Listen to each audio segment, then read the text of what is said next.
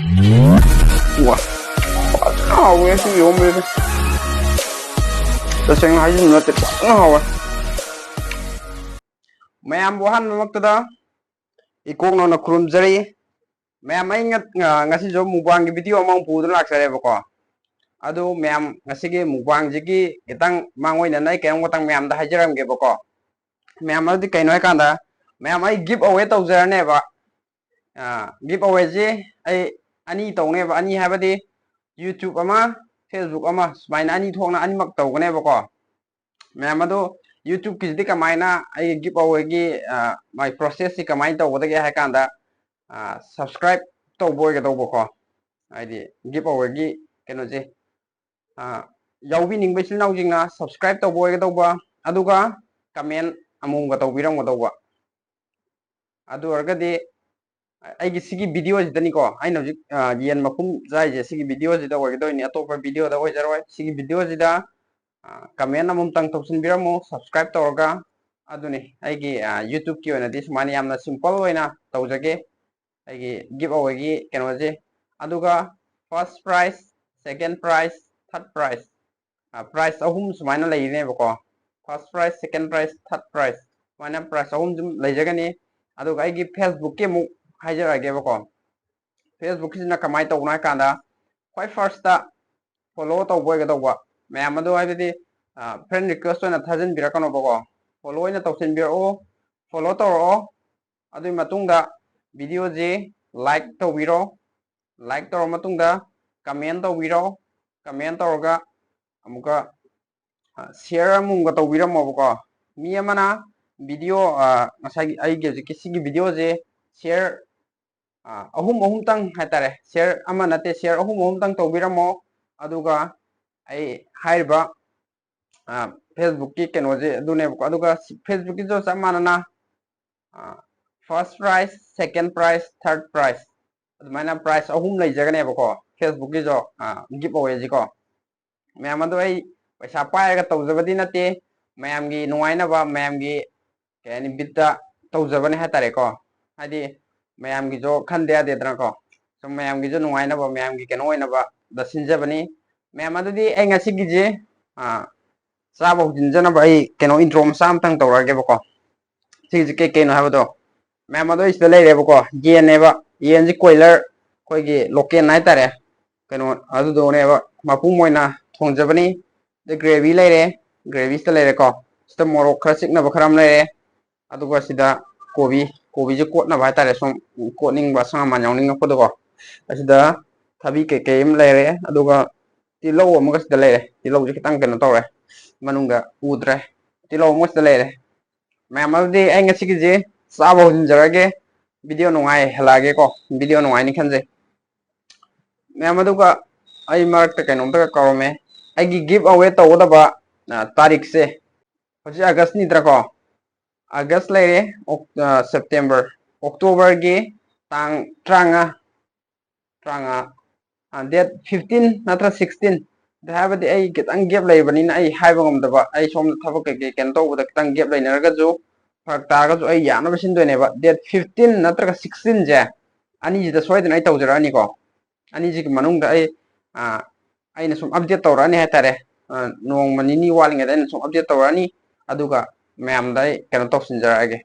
Give away तो दबे तारीख तो 15 16 अनि जिदा तौरानी बा अदुगा मिनिनी हुमनी वालिंग दा अपडेट मसांग म तौजरामगे को मैम अदुनी मैम ना सुंगसोय सोयदना आई गिव अवे जे यावबियो हाइतारे को मैम अद आई चाब होजिन जरागे ग्रेवी दि माइनी अदु ग्रेवी हाना पायरोरे अदु केसुम काइदे मैम अद आई फर्स्ट बैक अमतंग तौगे को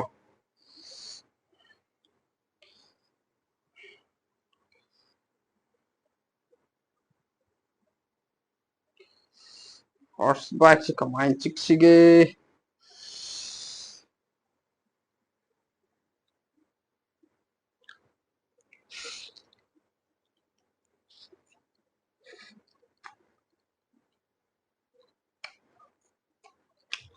मैम याम चिक्कुदे आगेदा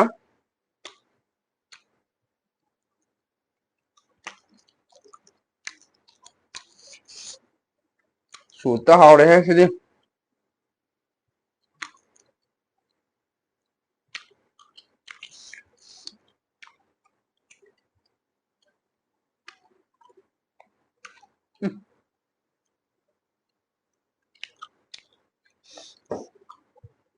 Bera care.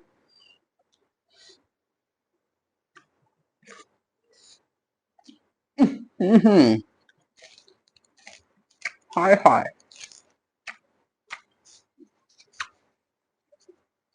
Wow. Ôi.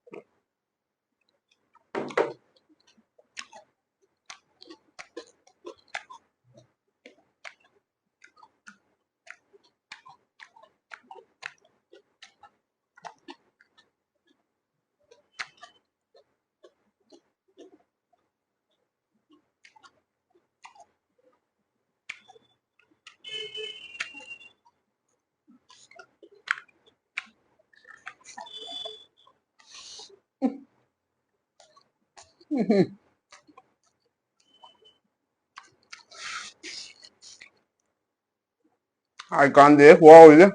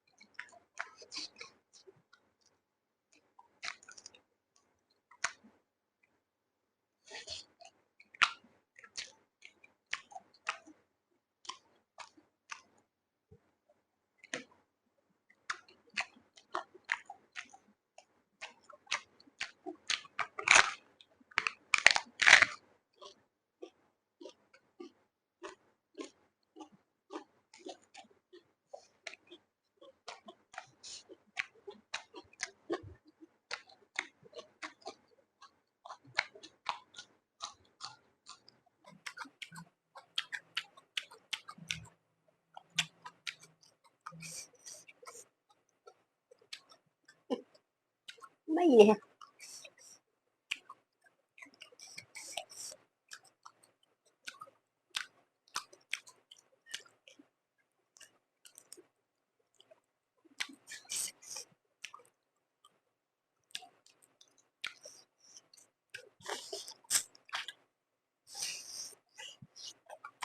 Mày làm nấu em.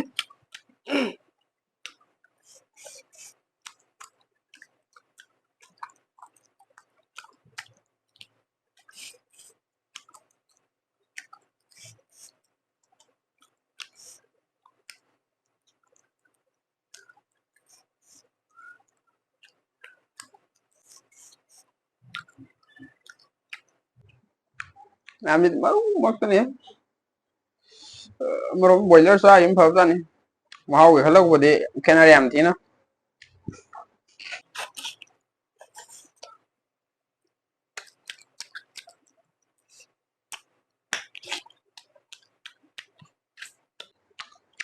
baru ngata này masih dia try cara tu lagi pak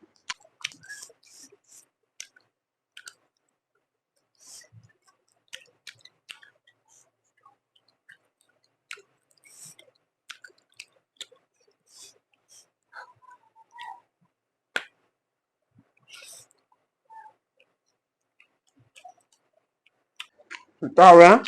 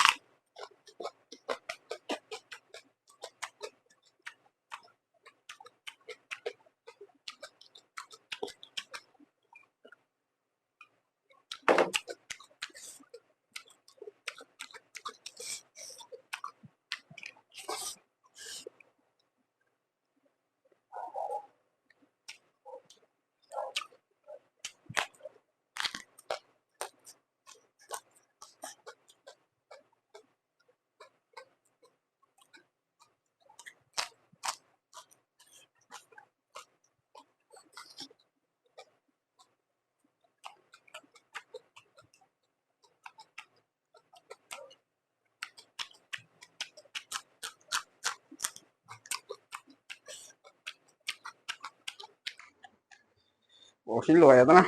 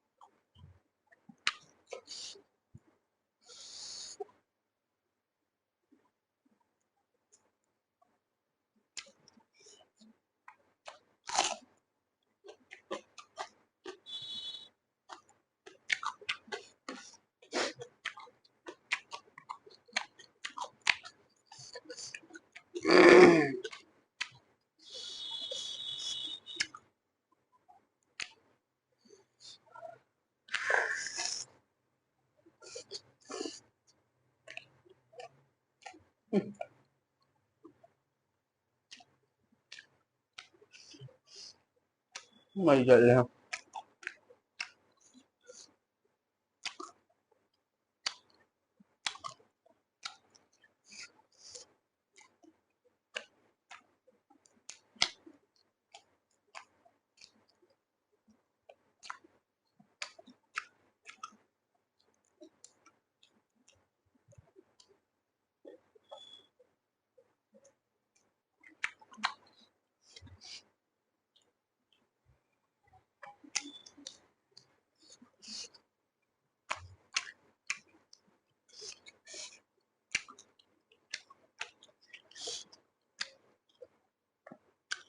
rồi phải xuống này để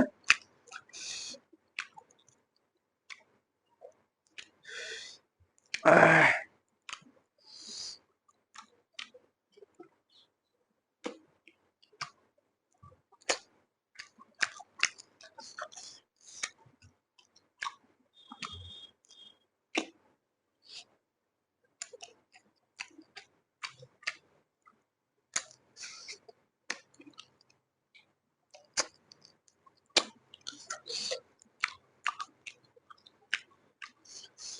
ꯃꯔꯨꯅꯦ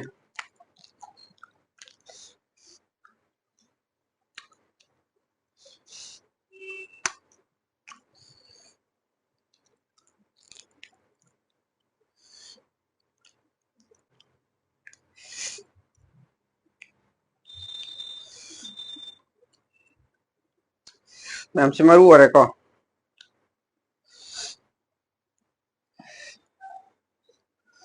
ꯌꯥꯝꯗꯤ ꯌꯥꯝꯗ꯭ꯔ ꯃꯥꯜꯂꯦꯍꯦ ꯑꯗꯨ ꯌꯥꯎꯔꯝꯃꯤꯅꯦ ꯃꯔꯨꯁꯤ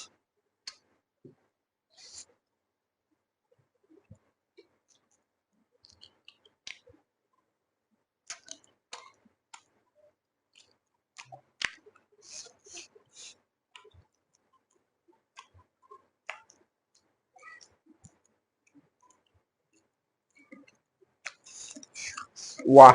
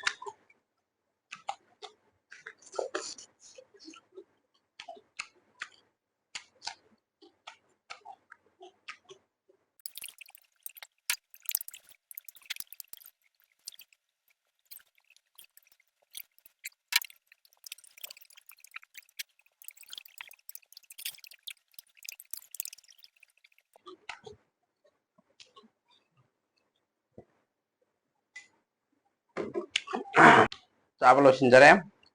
ꯃꯌꯥꯝ ꯑꯗꯨꯗꯤ ꯉꯁꯤꯒꯤꯗꯤ ꯃꯌꯥꯝꯗꯒꯤ ꯀꯥꯟꯅꯕ ꯌꯥꯊꯪ ꯅꯤꯖꯔꯤ